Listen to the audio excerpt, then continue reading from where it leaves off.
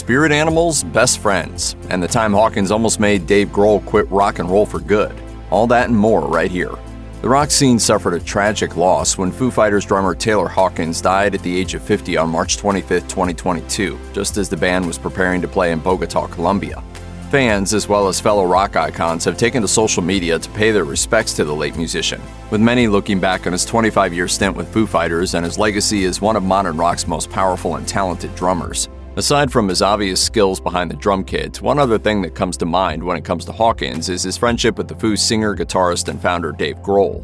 Although the Foo Fighters are, according to Grohl, one of the few acts whose members genuinely like each other, Hawkins and Grohl's status as best buddies is arguably the relationship that truly stands out. After all, Hawkins was the longest tenured member in the group's history outside of Grohl and founding bassist Nate Mendel. Here's a closer look at Dave Grohl's friendship with Taylor Hawkins, starting with the very first time these two kindred spirits met. The year was 1997. With one successful album under their belt and a second one on the way, the Foo Fighters were on the rise. Unfortunately, they were short one member early that year, as drummer William Goldsmith had recently quit due to creative differences. Barely playing on your upcoming album will do that to you.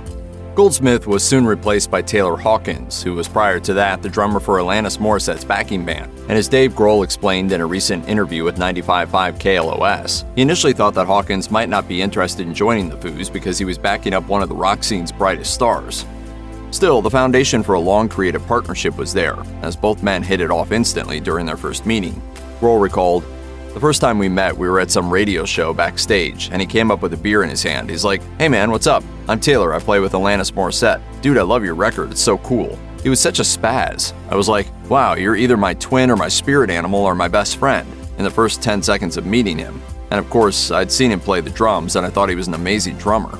Sure enough, when Grohl called Hawkins and mentioned in passing that his band was looking for a drummer, Hawkins immediately volunteered his services.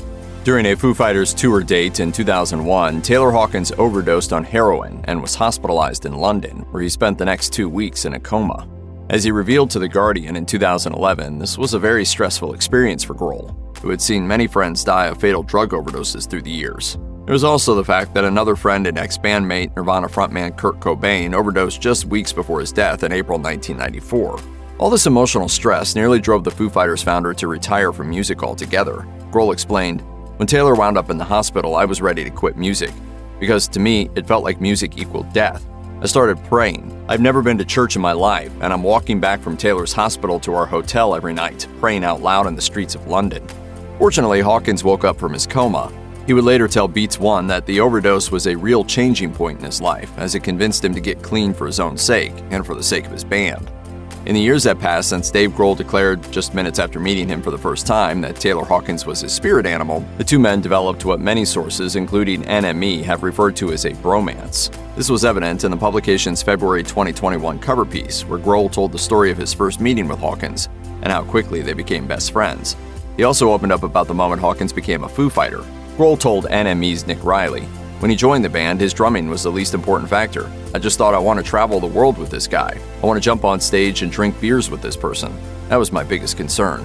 Likewise, Grohl's comments to 95.5 KLOS several months later reinforced the bromance narrative and emphasized how his friendship with Hawkins helped them make such great music in their 2.5 decades as bandmates. He said, "Our musical relationship, the foundation of that is our friendship, and that's why when we jump up on stage and play, we're so connected because we're like best friends, and it's great." If you or anyone you know is struggling with addiction issues, help is available. Visit the Substance Abuse and Mental Health Services Administration website or contact SAMHSA's National Helpline at 1-800-662-HELP 4357.